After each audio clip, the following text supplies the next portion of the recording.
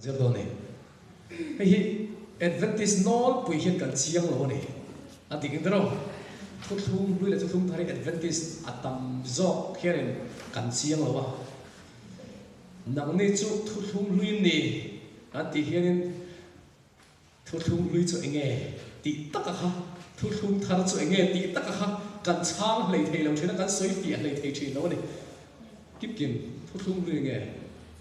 Hasil orang pun main terus. Ada saya real tu bang tutup ni yang ini luar tiap dan. Isu apa sahaja bawa kita kama dia nak kita tinggal berada di dalam. Oh, Allah le, mai kha mai ta phải trộm pui lom em. Trộm pui lom vét mo. Heo. Tutup ni sebab kubalat nama. Oh, acai. Em po này sẽ gắn zirangai lẽ này, gắn zirangai lẽ thì là cái chiêu vắng tất cho nên tôi chụp hình cái lần tiền sắm này, thì lúc tất cái cần ngay đó là, hem này gắn chiên lâu cho nên là buổi khác với cả gắn chiên nghe tôi nói mai này he, thút thung lui là thung thằng gì mà, cái khác, cho vắng em, ông gì hết đủ, khai số một khâu là bao nhiêu vậy, ông gì hết đủ xong khai số một khâu là ông gì hết đủ là xong chứ, làm một khâu thế. Ông sẽ khai được dân chứ, kan mengkar donios akan dikar afia thayang perin afia thayang perin kan dia kan tiri itu loh. Thu thu lui là thu thu thar kan ti don hian asap trong te kan ron te ngai ve khang lang lại đó na. Sap trong là trong old covenant là new covenant thì hi thu thu lui là thu thu thar để cho nên ta để cho kha. Yang lamin nang ni no phong te po kan longai thakar ro. In cái khác của lục vay cho nên in tầm xuống ở đây đó này cái chuyện thiệt cho cái role của dòng đó bộ anh hắn xoay nặng nặng cả anh đi lâu lút tục khăn còn xoay mò chứ bằng in khăn gì là ngay đi chứ old covenant là new covenant thu thung với thung thar hẹp lại bung riết sang sải thì cái điểm ngã nó tôi là này thu thung mà sao cho xây xây bao nhiêu sẽ hôn non angai lâu tour anh mà anh demin heng hi à xây xây à thế này thu thung mà sao à đi tất cả những nghe xây xây cái này ta mò nghe ta thì khác cần gì hậu tour đó ta này chứ giờ cái bung sông ngã trang li để trang ngã ngã thì xây bốc à chung nia thế này chung mình hôn là chung Israel pha để cho anh lâu cái lăng an ma ani le juda fa te ne trap chumin lo kalanga lalpa an pathian chu an zonga ti hi lalpa thu chu ka ne zion lam hoin pen tu na zonanga ho satuan thu thung thengil to lo tur chu tura chuan lalpa chuan huan ro khai an ti yang de he kan sang na na khami pani kha ane do ne study ora fi thek pura kan ti do na vame kan zot zot zot don thuốc hung om sia à trong cái cảnh đó này cái mình real đó mà mình做trong ai na cái thuốc om sia thuốc hung om sia thì nghe thuốc hung chú thì khác mà sao vậy cái đó na thì cho nên trên khát cho nên thuốc hung lui để thuốc hung thar kan hati hiền mấy riêng ăn bắc khu lụi hiện thu thung thar tari vậy này hiểu phải này xin lại hiểu không mấy riêng ăn bắc khu lụi thu thung thar tari vậy này hiểu không để cho nên vok sát tháo tên hẳn cây số mấy thu thung thar tari vậy này nó không rất vậy này chứ vok sẽ đủ miệng lâu thế chứ thu thung một thu thung lụi rồi mấy khác ô về thế này thế đâu vok sát hẳn ấy đâu á nắng này thu thung lụi min đi bên hẳn tiền chín đó đi ha vok sát tháo hẳn cây vàng hẳn thu thung thar tari vậy cái này ngay thật mày à chú đi cắn giết của ngay em mày chú tu na khanin mi tam takin thu thung lui le thu thung thar an nei dan chu he bible om ta tro bible hi abu pan le abu chalam pang om fe a he keu ta chi ona ti hian bible hi thu thung lui ti in mu ha la bible a hian mo tin thu thung lui ti kan mu ha la hey chuanin genesis atangin in tran ta dizon genesis atangin malaki a theng kha thu thung lui a mi tam berin ngai a ti chuanin mathaya atranga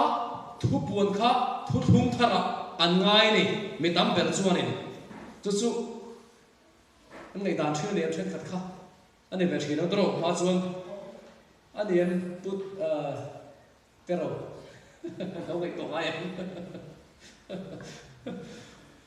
mi tam ta cái ngày dan sẽ hiện dan này chứ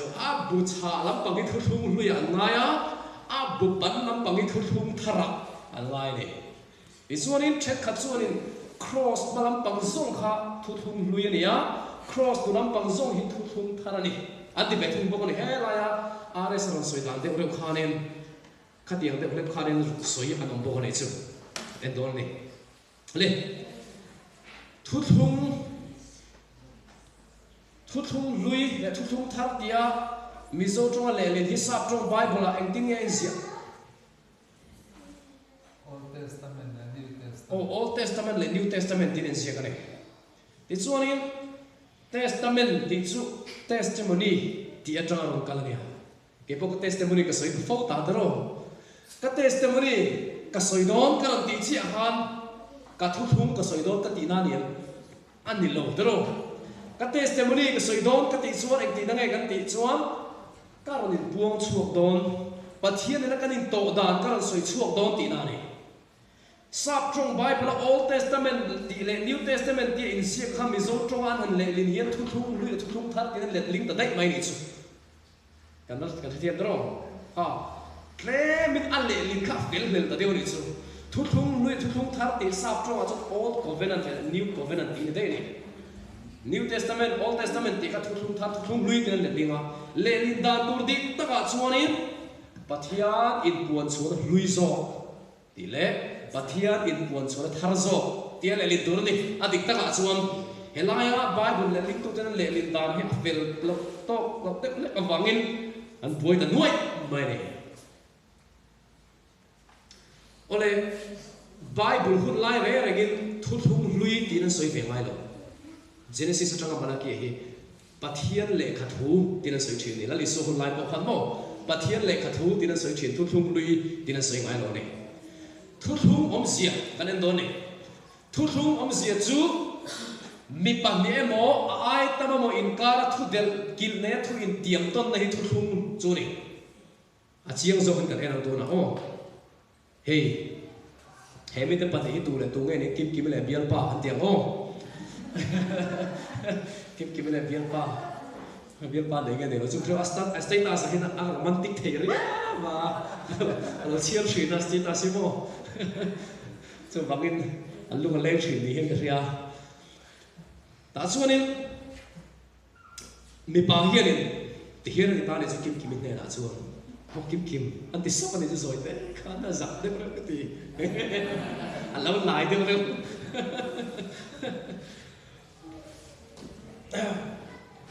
min mangai tak zat chuan nu puya ka ne che ati ne chu kim te nge chan ton ti min mangai tak zat chuan nu puya ka ne che ti mi pa hian ta chuan in mei chia hian ti hian ti ta nei chu chu ti an nu pui ta na min du tak zat chuan ke point ka noi che ati an thu del til chu enge chuan an pero min mai tak zat chuan nu pui ka nei che atia ti chuan mei chia zo kan chu ti an nu pui ta na min du phop chuan ke point ka mai che chu thuan tiam ta nei chu thuan tiam ta ama ro chu heta hian in an la in nei ngot theilo anin nei the turin tungai ngai palai ngai dro palai ngai palai khadan chu te ve ven berem ta chu ta chuanin anin nei ni le dar ka tur ne lam khanan roman fel ta fek maya chumi ni le dar ka ron khen chuan pastor chuanin biak ina in nei na thut hung chu atiam tia ta thil ni dam chu en chen to lo turin thì nó dẫu lâu chuan mình chen su se thì thu thung chu in này thu thung chu a tiệm tiệm ta cả thi thiệp đó chu mi pa ni emo a ai tama bo in kara thu del in ne thu in tiệm ton na thu thung alo ta ni chu le thu thung lui kan lut va o bây giờ puite nan chalai ki belu chak de thu thung lui hi khoi thun nghe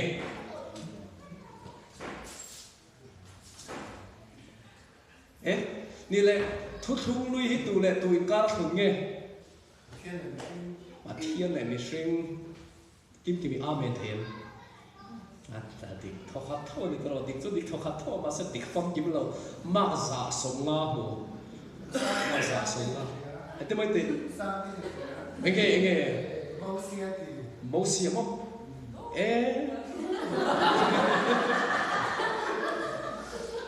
sẽ rồi có chút rồi anh có chút để xem cần xin tôi thì khá khá thu thung lui chú khá cần xin chia kéo tuồng thì cần xin làm một chút để tao này việc hiện bữa anh tiền cái tiền đó cần xin về để mà việc lâu đấy mà tiền cho nên không xin luôn thu thung lui chú bắt hiện lệ Israel phá thì cả thằng này cần xin tôi để khá không thu thung lui chú bắt hiện lệ Israel phá thì cả thằng này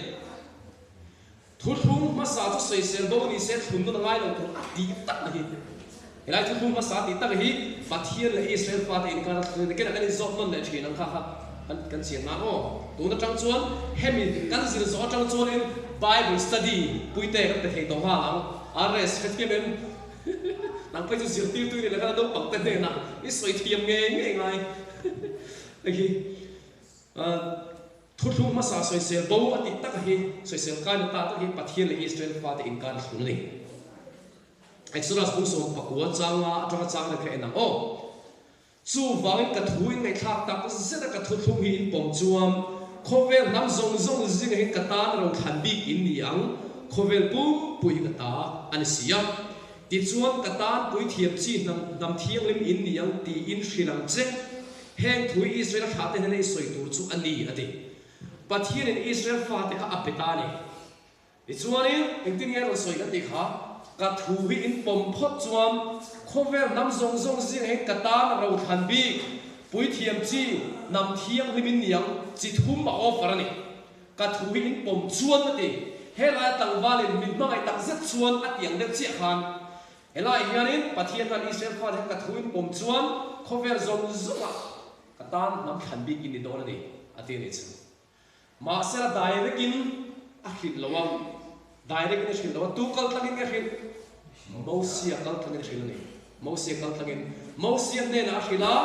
zon Moses chu Israel fa de a khil chong ve na ta ni chu kan ma thiam to ro kha de ching kha kal se la tin Moses ni pui zia u ba ho te chu aron ko khoma lalpa thu pe zong zong te chu a khil veka ati hi Bible soi ma la ne Moses khan a khil chong ta ni chu ti chuan in Moses chu enge ani ta palai ni ta dro ha he la mi pani an rem siama an nei ni le dar kar tur asoi fel tu palai ho chi khan Moses ha palai ni ta ni chu thu thung lui chu thu thung ma sa chu tu le tun kar thun le kan ti kha pathian le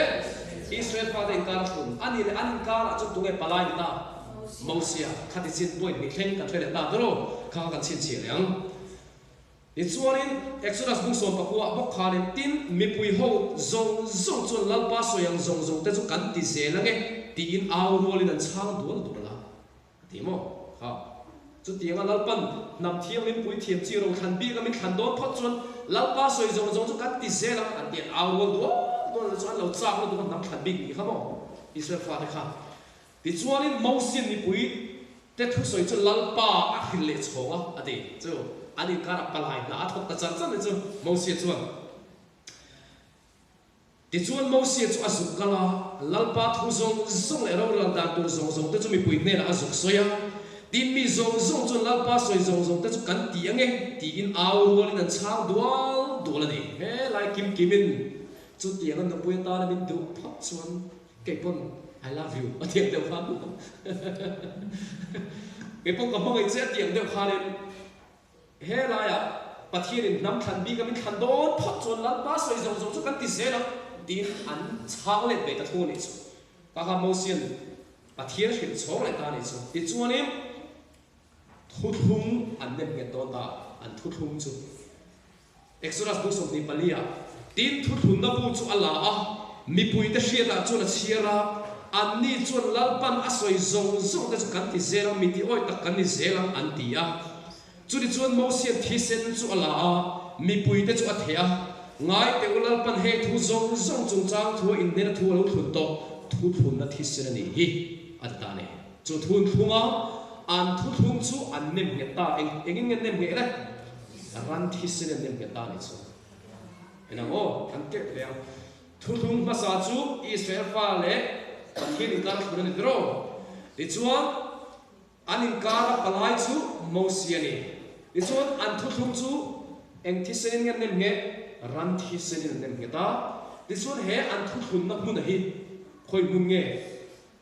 sinei tlang ane sinei tlang haring thuan thung ta nei chu ka them dro chu point li kan ta ni chu hebrai bun ko chang so pore le so bia po khanin chu ri chuan thu thung ma sa po ka thi sen lo hin ki get lo au de chat chat mai ni chu ei MNF la India se pai an rem don po khan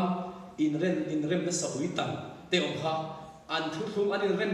ti riat reng nan ui an tala nei thi sen nem ge da ni chu hetiang chi hen pathian Israel fa te ingar thu thung po kha ran thi senin an nem ge da ni ichuan sinei tlang ania khami an thu thun na mun kha ichuanin pathian chuanin a thu an zom tur tak ka thuin zom phot chuan tia Israel fa te na azu soi azu po fara kha a puang chuak ta ni chu sinei tlang atangin ni another post I want to thun ni an pathian en po chuak ang ta chu sinei tlang bul thut chu chum chuan ron khu ta loi me ko la phe lian hin dur tor na mai tlang chip atang chuan pathian chuan ok ok rui chuan pathian dan so aron po chuak ta ke ma lo chu pathian da ei tu ni lo ti de lal pai pathian bing la mai su mo zo de thiang lim takin se ro pathian dan so kha ok hok rui khana ron po chuak ta nei chu ta chu ni Israel fa de khan lau le sia kha tiang pathian in aron po ta khan lawa Moses ne na Moses hetiang chun kan thi mai don nang ma hi pathian ne na chun han chola pathian thu pek chu han la mai ro an ti ta ne chu ni chun Moses chu sinei tlang han chota a pathian dan som la tur chun han chota ta ne chu niang sa chu me han thang kha ni som li le zan som li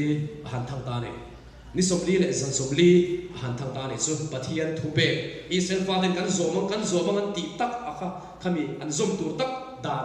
la tur khan han thang ta ne hian ta chuan pathian in lumphek pania hianin adana chu ama ko zu tang ngei na ziak ne Bible han keu la pathian ku zu tang nge ziak tiom ti hi helaya deu chok hin kan bu adanga chuanin kha kutbung mene te kan parsin ti helaya kutbung ina ziak le helai pathian dan soma lumpheka pathian dan somin ziak ki pathian ku zu tang ziak ti om chuna ni apa zong chu Moses ziak ti te zo hana ziak ti te ni vekani hei hi ka thret lam cha ni chu chuan ni somli le san somli han thang chu hian Israel fa te kha an do thei na kha alo re ta ba ti mai aron ne na kal ta aron Moses hi athang re mai athing e dam ti po kon khe to silo chu wangin pathian kan biak theinan pathian min siam sak ro ade ante re chu aron ha miti miring ru nen takha lo ni ani chuan in rang da chak thri te beng be te zupun te ran la khom ro ti in ala khom ti ra ti chuan aron a chuan in eng lima nge aron chu sakta kha sebo no lima aron chu sakta a ti hian sebo no lim asiam sakta ni chu ta chuan in Israel pui te chuan in hei ai ku ta rabatanga min hruai chuak tu pathian ni hi tin an lam kual tamu mup mai ani chu aman khan lalpa soi zong chu kan zoma tin aurol en chang duala ma sira ni somli le zan somli chung lakin chu pathian thu kan zomang tia an chan dual to le chu an bo chene ta hal ni chu te dro engen bo chet le dan pathian dan som si khan engen bo chet milem besu ti dan bo chia pakhat le ke malu chu pathian dang nei su ti dan khan bo che bo ne chiang dro atira hanin lalpa soi zong zong kan zomang antia awol le chang dol dola masang ni somli le zan somli chulek po pathian la kan rom theilawa pathian dan chon bo chingala pathian thu thu an lo thu thu chon bo cheta gala an thu thung chu alo luita tinane rethiamen chu tak chu ni thu thung lui ani ta ka so ma them dro alo luita ani so hela hian en wangin nge Israel fa hian in pathian dan kha an zom lo achan chu lal isu mangai nan nei lo ne isu mangai na tel mi la bit pathian dan zom an tuma kan zom an tia an zom tak tak thei lo lo man it wang ring tin pathian dan zom an tuma an thei lo ni chu mangai na tel lo chu pathian thu pe kan zom thei lo ti kan in pomama hi ta chuanin ni som li chungin alo hlui ta ne ni chuanin pathian in mosi chu beta mosi imi de ko anin ti sem me ku sebo no lim an bi an la pul muk mai zu chu te kha ti mosi chu achuka athin rim lu tuk chu sebo no lim chu adan so ken nu phek pa ni chuanin a vom chia hanin indira tuita chu mi sang thum man thi ni ni hian mo hela hianin ani chuanin zona kan zo don ani pathian nera anin kara thung chu Israel fa te han lo bo cheta a pathian dan som khange dem oma ka zomang tian som li chu zom le thei si lo tu Israel pui te khan dem om ta hian Israel pui te khan dem om zo ne dro pathian dan som ha dem tur pakhat mom lo milen besu ti khala thareng dro ke ma lo chu pathian dang nei su ti khala thareng chom ni thiang lim tang se lo ti khala thareng i re su ti khala thareng a bo chetu Israel pui te khan ni dem om zo chu helaya an laya tak hin ni kan Christian u nau chen khathen an thiam lo chu Israel fa de pon pathian dan zom thei lawa chu wangin pathian dan hi kan zom thei an ni lo han ti tham nei chu pathian dan kha eng vai an zom thei lo san kan ti to kha ma ngai na an nei lo wa ne mosia kha chon pathian ma maya a zom thei ni mosia kha chon mo Israel pui de khan zom thei lo ta chuanin an thu thung chu alo lui ta ne an te khin thu khan lut le an kim kim te po chon do in nei fel ta a ta chuanin tu khat chu anin how ta bor mai ni azing thau kha abaya khan si hello al thei la hang du mai de chon pa kha thin rim thau fulo khanin an how ta chi mai ta chuan how anin how la kha pun lun tel tela pathian ma an thu thung in nei thu thung an lo tiam po chu an sa zo ta lo dam chung in nei dura an lo in tiam na te thi na cho lo chung min then su se tia thu thung an lo tiam kha an za zo lo in an lo in then ta der mai ni helai an in then na hianin pathian ma in nei thu thung atiam dir dam chunga in nei dura atiam na thu thung khange dem oma a bo chetu hemi te no ba a bo chetu han dem oma ni dro a bo chetu te no ba ka dem oma ni chu thu thung masa soi sel kai ani na kan thu thung a lui na khan Israel fa de pathian kan thu thung khan dem om zo ko chu pathian dan som khan ni lovin a bo chetu Israel pui na khan ni chia takin ka hedon ni bedam tak cho kan Christian pui tam tak cho rin pathian dan kha an dem dai mai ni pathian dan kan zom tak thailo an ti dai mai ni kan zom Israel fa de kan bo chia Israel fa de kan zom thailo wang lo isu lo thi an ti sam ta isu thi na chana kha Israel fa de kan bo chia an zom thailo wang an ni lo khovel su la kan tlu wang isu Christa ron thi ni ha kan do ne kan chiang en thu thung hui chu tu le tun kar thung ne ha pathian le Israel fa de kar thung ne ni chuanin tu me an kar palai kha mosia nia ti chuanin an thum nak mu na kha khoi ne kha sinai tla ti chuan eng thi se ne ngan nem ne kha ran thi se ni eng za chung ni hlui ni som le le zan som le chung in a hlui ni aha Hebrai buk le chang saria po ina lo soya thu thum ma sa chu sei se bo ni se thum no ngai lo tu an ma ni demin hengi soi sia ti ta chat mai ni Israel ni puita dem khana ni asoi ka ha ka te don dia izonin hei chu hei entai la hei hishela midam tak chuan Genesis te Genesis thu thum hui ni an han ti ringo ta Genesis thu thum ani lo Moses le khabusi ave mai ni Daniel apo thu thum ani lo wa thu thum hui ni lo thu thum thar ko ni chung lo zon nei lal pa zon ni tom mai ni thu thum chu mi pa ni emo ai tam win kara thu del kil nei thu in tiam ton kan ti to ha elai chu pathian le khathun top mai ni an ni hi thu thum hui ni lo thu thum thar ko ni lo hei a hlui na le thar na chung lo ri chu ole thu thum thar ra an lo ta thu thum lui chu ti khanin kan fia de wen thu thum lui chu nge mosia ti chi ne thu thum lui chu he da cross malam ti chi po khane lo thu thum lui chu Genesis le malaki ka hi ni ti chi po ne lo thu thum lui chu Israel fa te in ka ra thun Israel fa te le pathir in ka ra thun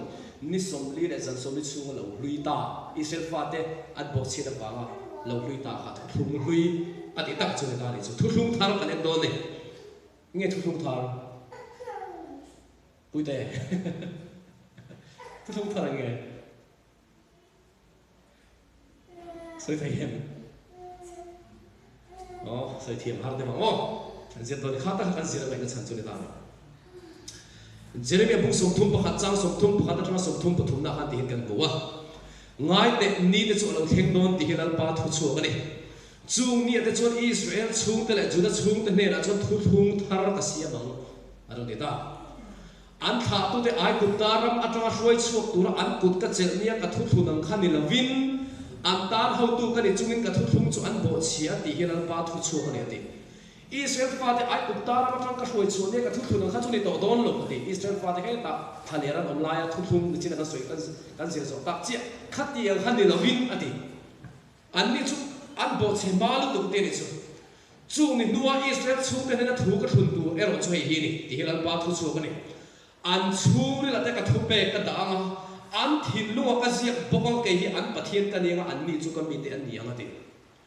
thu thum thar a thun tu chu an thin lu ka thu pe ka da nga an thin lu ka zia ka te ni chu en tin nge pathian chu kan thin lu thu thum thar fa da thin lu chu a thu pe chu a zia ta ka ti hianin penin na ron sia kai chu don mi niang ti hian en ting ron sia ta ma kin mo kim kim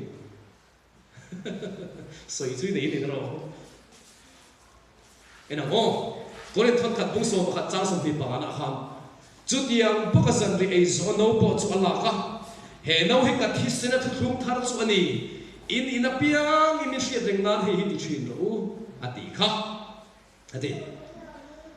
lali su Krista hi vale khovel mi zong zong a in rem le thei nam thu thum aron siam ta a Calvary cross aron thi ni choma kan sir to kha he Isu Krista ron thi na ta ka hi thu thum thar a chu ni ta ni chu ri de he Isu Krista ron thi na ta ka thu thum thar kan ti chu ni ta ni a chiang zo kan sir chho zela chu di chuan Isu Krista thi na hi kata thi ni vanen pathian ni na kan rem thei to lo nuwa kan rem thei le nan Isu Krista hian thu thum aron siama katan aron thi ni katan thu thum aron siama ni ti kha thiam chuam Isu hi an mangai to zo ka wangin pathian thu pe chu an lo zong ta thina chu ta ka chu ne an thin lunga zia ti ta ka chu pathian mangai na an hriat na chu an thin lunga pathian thu pe kha an nem kai ta thina ni chu kan ma thiam ti chuan thu thum thar chu tu le tu in kar thun nge ni ta le pathian le van le mi zong zong mi sing zong zong in kar thun ni ta ni chu a hu ba zau ta de ro thu thum lui chu pathian le Israel in kar thun ni de ro pathian le Israel pa de in kar chu thun ni ma se thu thum thar ve tung chu pathian le khover mi zong zong nang le ke Israel pa de ko kha hot tel ve ka ni chu pathian nen va nen in rem kom le theinam Isu Krista kata na lo thia thu thum ron siama chu Isu Krista chu ka mangai awangin pathian da le thupek ka thin lo an nem kai aloi ta le chu ti chun adot le kan kalam khoi mu na thun nge ti ta ka hi thu thum ni thar chu khoi mu na thun nge ares Calvary cross Calvary tlama le kan bible kan ro nang Peter pakhat na bung khat sang som ni na hi ulung ta ngai sa ani chu lei lung pian mai na ruat lok in om ngei mai ni ma sala hu nu ma te hin nang ma ni fa in la na oma ati atot le na thu bon bu som thum chang ren na lei lung pian tir tal to beram no ati lali su krista lo thi tur thu hi Calvary cross thun chau ani lo wa lei lung pian ma te to lo ruat lok te to ni anh thấy không? Lấy lúc biển ma tết đó là một lộc đó này à. Chúng mình diệt chú bắt thiên lên mission để xiêm khan, em là đam xiêm khan. Số là ăn thut hay thì hết tất này. Số là ăn lâu thut bắt lâu chuan. Isu Christa mangin các sản xuất lại thì thut không à? Lấy lúc biển ma mission xiêm anh ma tết đó hắn lâu ruột lộc tết đó này. Anh thấy không? Tu na motorin han leita he chuma mo de pon motorin leita te motor thara de pon tho kan han leita chia motor insurance kan ti fe kan ni eng wangin mo kan motor kha accident to the ni ya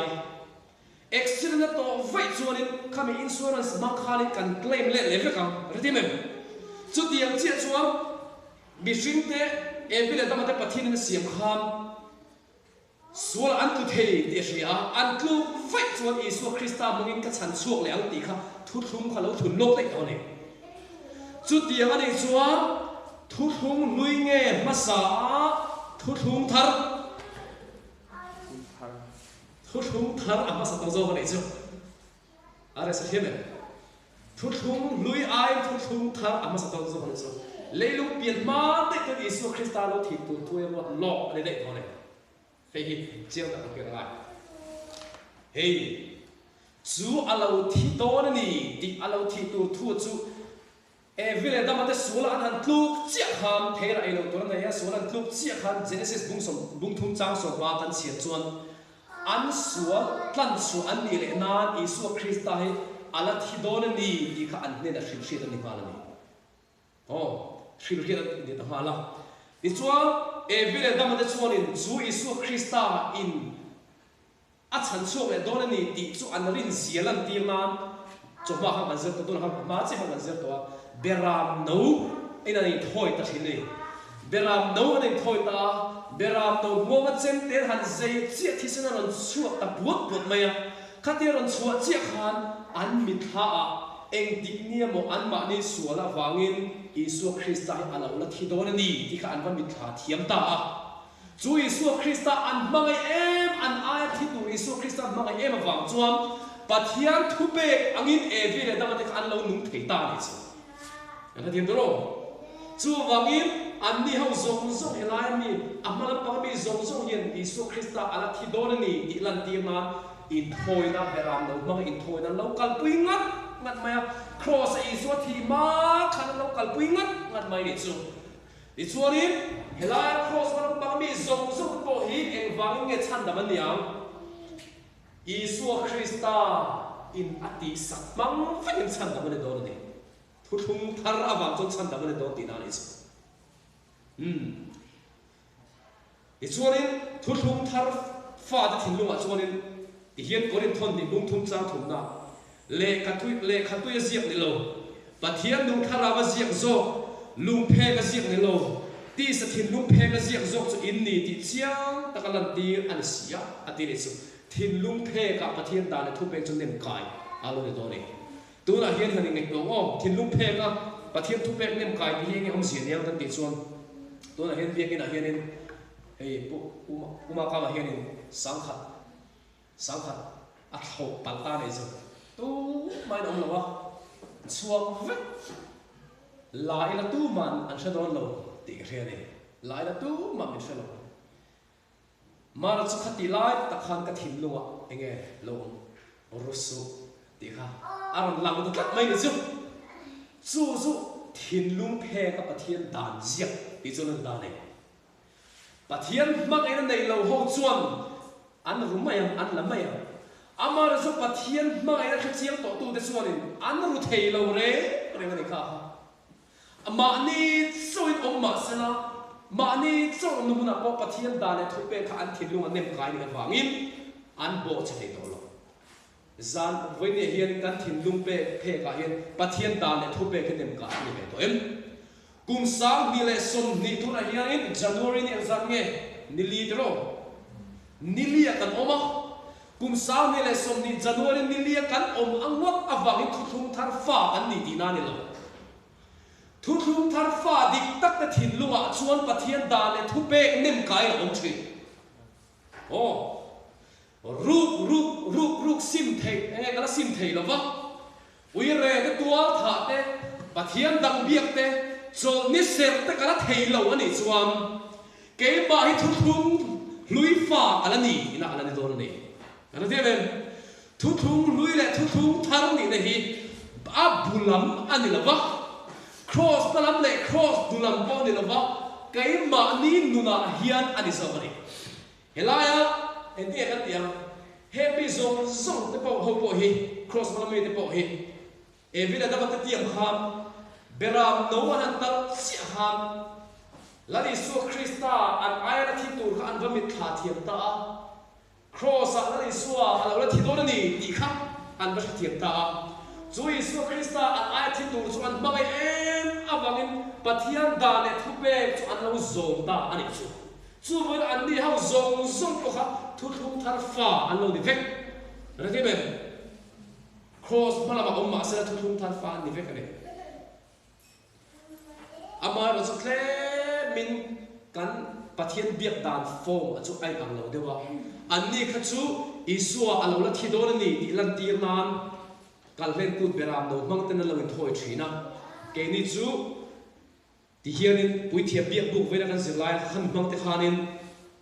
rongpo na pathian kha lo pe thina ni ti chuanin ama sala pathian mangai em avai kha mi te po kha an thin lung phe ka pathian da le thu pe kha ziak kai alda a ama ro chu ke ni hun ave thun chuan Isu alat alo la thi don ti kha ngai ve to lo Isu kha athi to mi wangin athi to di kan lan tir nan baptisma de lo changta ne oh baptisma kan chan ne hin enge en tir kan ti chun kan tan Isu Christa Calvary cross alo thi to a chu athi na chu ka va tro pui ve karin zia lan tir nan baptisma lo changta thin ni chu chu athi to ni ti kan tir na ka pom zia lan tir nan an ni ka chu na thi don ti lan tir nan beram do mo ne lo thoi thina Izuan lampa zamle sacrament ke siu rong bon mang po hian Isu hi alat ado athi to ni ti kha kan hriat reng zia kan lan tir ve thung ani chu oh kha ka do ne he Isu Christa kan ai an chedong Isu Christa awanga mangai na hriat chin awanga pathian tu pek zong tu te zong thung thar fa ani en tin an tan soi la ko ma Joseph ha Potiphar no pui khanin uire pui aso mani tero Potiphar no pui uire pui aso en tin ya Joseph pa kharati heti ang thil sual hi ka pathian min bo ka di theilo ati ne so a om na mun chu cross malama dai ma khan om to amar chu a thin lu phe ka pathian da le thu pe chu zia kai nem kai ne dai to eng vai khati nga lo dang na chan Isu Christa amangai ba ade eng tiknia mo asual awangin Isu thi don ni ti kha alo du lo fe awangin pathian dan kha abo che thei to lo amar chu voi ni mi dam tak chu in ti thu thung thar fa em si hiam man a kan kem na khada chonin hianin no soi ni chu ela khan ko boi ve la khan mo na so speaker khan ni ke soi ni pulpit la ta khan pathian da le thupe ki kan zom thei lo ni an ti du to mai mi boi ho chon hallelujah amen an te ne chu an bor zat khan mo ka lu te chu ram huai pulpit ta thu soi ta te mai ni chu at san chu kha pa apiang thar lo mi piang thar dik tak he Isu Christa mangai na kha chiang to tak tak he pathian da le thupe ki ka zom thei lo an ti ngai lo ka zom lo thei lo an ti zo ka ni Israel fa na khan eng wangin nge pathian dan le thupe khan zom theilowa ni somli le zan somli chung le kwan rin nom theilo kan ti chuan pathian an mangai thot lo ni until ti mang khan pathian vo big ni na kan lo chuan tuma ma san mangai na tel si lowa an zom theilo ni chu keni po voi ni hian kan zin mon to thum ta fa ni na chu pathian mangai na chau hian ni thil tha mi ti tir thei chu chu mangai na she chiam to de chuan in pathian dan le thupe gang hian an lo ning to ma na tang den every la kamate novate abraham ate isaac ate jacob ate kha ho zo kha thu thum thar fa kan ne an cha chi bai bu da le ro chu ti hian biak bu kal tang te kha ne an zirbek to a hi chu kan soi non to lo ma mi chan ka chu isu kan rin chia hian an ti da le chu isu kan rin hian dan angai to lo rin na to dan zo ngai to lo ti kan bible ting ti robung thum chang som tun ko ata ani le rin a fangin dan cheng malaba ka si ni nai e dan chu kan ting zo ne an ti ta chak mai re so adik si ni dro isu ka rin si hian sual ti permission ni lo wa pathian dan le thupe kha kanuna alang chuak zok so tur ne Zona bung so pali chang so pangana nang nin mi mangai chon ka thu bek te chin zo mang ate ne tero tangwa pakha that chele mai hi ma anu le pai thing phur ro an tia phur pe re lo mai de chon fe chuak zo vek to ta chon abial nu veng mong mi kha zo prin ta ne chu ta chon abial nu kha re gro tui choi yang tia choi zo pui thing phura tia phur pui le em vang ini khát tiền không? Hay là ati besi đâu khác, abiel nu ina phut khanen ati taxi, abiel nu mang ini terus, mang ini vangin, hay là ati thầy đâu khác, ati zoom zoom mai ni. Pathian ni kan mang ini sat zo pau le, ada le thupe zoom luang kan ti dona ne. Pathian kan mang ini zo pau le. Lalpa kan mang ini je dia, uire reng dia ni om ziom terus. Lalpa ka mangai che tia zuru ireng hi ong yong zia ram hoi te panan ti thin thu sin ni chu mo lalpa ka mangai che ma se idani zom zom ngai lo pathian mangai lo zia ni ka mo pathian mangai tak son pathian dan le thu be an nim la khan an zo ni zo an tum tra ko ni lo tum run ko ni lo pathian an mangai na khan na som kim tak mai ni hey an ni ho zo po hi cross na mi zo po hey mi fel tak pathian mi tak tam lu to pathian dan le thu pe aman mun thap davida de bo siat chang so han nei ve zo ma se la ngai dam na han chan le che kan an bo chereng lo an thi don da ka thlen bo chereng lo pathian thu pe le dan ngin an hun an mang ani chu hey om zian ta chong kan soi le ma ka theno pa in kan ar Turin lo fai hutta ni chu turin lo fai hutta ta chuanin heu nak tu chu ar hi fai hun ve do chim tu anam ti hal pa pang chhin de ro in ki thu thum thar fa viau si hian kha thu thum lui zia ni thu thum lui mi de chuanin ha ya ha dan mang thum ru na dan manga mi ngal ru ati thia chuanin kangal ru an ti thiam ve a kha an manga nei chu ma se la isua thu thum thar on siam tu zir ti le be thum chu ibial le la beng tu na le la po to ti ha ne ngai dam da ha ne tak mai dis mi ka va ngai dam thei lo khuana thin lung ka nei tlat yam eng ang point sang ni le som ni zanori ni lia om eng mai la thu thum lui fa an tho thu thum thar fa da chuanin an ngai dam ni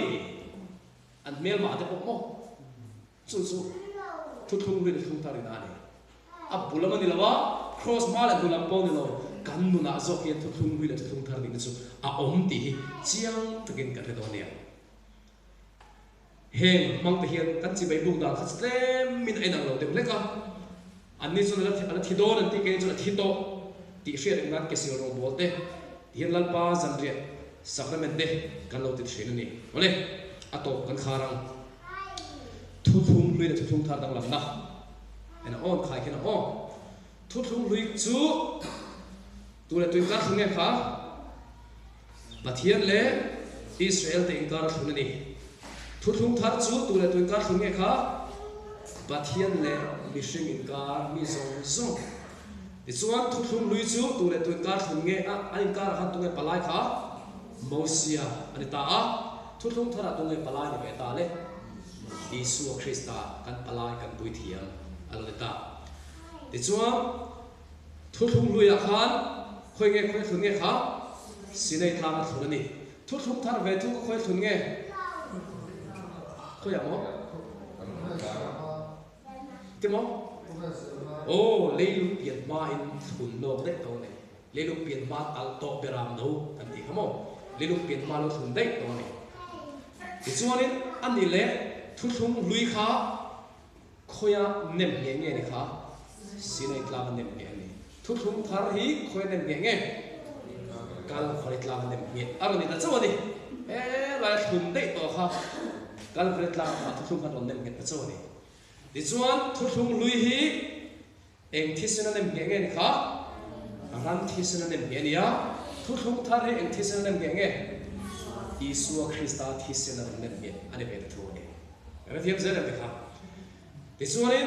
thu thung lui khá mi sống lý số cái lui này, được không? Thu thung thar hi lui về cái sát tua này này. Là Isu Krista mà anh hay chiang tỏ tu ta re, han lu về dốc sang cái thằng mà sẽ là anh muốn ăn tôm lâu này cho nên khá mà anh đã khá lên bột men để chơi đi. Lại cái số tiền nông đã không thể tắc tắc tọt lâu, các bạn thiên bằng này đã khởi dậy vào thiên đồ anh à, sát tuam để thu thu này về đó, thì nó còn anh nghe, trên thế đó lâu này số, là lý số Christa bằng này ta thì nó còn mình trên thế đó lâu anh tí, sát tuam để thu thu này à, ta har sát tên bằng anh tên là thế tên trên đó lâu này, sát tuam để thu thu này, cái số này thu thu lui chú thiên tỷ thu thu này à. Kan tiang kan zomang ti thu thung ni a thu thung thar ve thu ro chu khoi na thu thung ni kan fel wang ko ni lo kan chat wang ko ni lo la li sun min mai em awang kan tan aron thi top re de khoi na thu thung min khoi awang thu thung min siap sa ne ma se ke ni chu kan thu lo khop mai to khoi kan thu lo ke tri kan fel wang ko ni lo kan thiên tra cái em vào con rồi mình không ai em ở vào mình cảm tan ở thia không ai cái thu thu anh ấy cái số này thu thu lui chú bắt thiên đàn khắp bom chú hoặc bắt thiên đàn bom chú anh đã chơi thu thu thà là về thu số này bắt thiên đàn chú kan thiên lung chú mà hiện niệm cài niệm cái đó này cái số thu thu lui chú bắt thiên đàn chú lung phê cả anh giết cả thu thung thara về thung chuan pathian ta chu thil lung phe ka dan som kha om ngai to lung phe ka in sia kha om ngai to lung thil lung phe ka nem kai ni to chuan ke chuan in thu thung lui chu dan zom na ho tum na ne kan tiang kan zom ya bo big ni na kha lo tum na ne ma se thu thung thar chu rin na a tho la dol nei Isu Krista hin pura hi kala le chandam tu komalan pa mit mangai em apang nang ma hi ka ring che nang ba mangai mit mangai tu ka nei don lo tia ri ta kan ton kan pom che kha a thorin kha pathian fa ni na thu thar fa ni na kan nu na hin ar tar su to don ni su isu ni mitam takin ngai dan Bible ku cha lam pang zong ni thu thung lui tian lo ngaya abu pan lam pang zong thu thung thar tian lo ngaya kha an ni lo ta ne ani lo ni cross malam le lam po ni lo kan nu na zo hianin ai na ni ole voini local homes de hi kan ni na in bi chiang tai la thu thung luizia hi mitam tak chon kan la polo mo roi thei thil zule kuwa mezial sa da zong de hi kasim theilo ka nei theilo ilati ani chuam thu thung thar fa kan la ni lo tina nei thu thung thar fa dik tak chuanin an no chi so po an kal sana an lep ru thin zakai na lep ru thin po akal san chiang lu tuk asim chiang ani kala tisole to su ti an dam chunga an nung chang ala da din midang huat lung midang nghe thiên lu te kan lo pu ni choin tu na hin kan tan bai sei tu ro ma jora bung ru cha som thum pasari na khan la li suan tu po kan den lo kal chu kan no chuak tok lawang ateni tu po kan den lo kal chu kan no chuak tok lawang ati kan ni ang angin kan tlin lo na ang angin la li suwa ipanila ti chuanin ani chuanin min chen chirin kan sim theilo kan ngei theilo kan ngai dam theilo te kha min ngai dam ti ma thum thar fa ni na kan nei ka ton ni che ale kha kha tu tuma kan zilai zia the chu ni sera pathian in kan thu soi te kan za tan mal min som sak thro se amen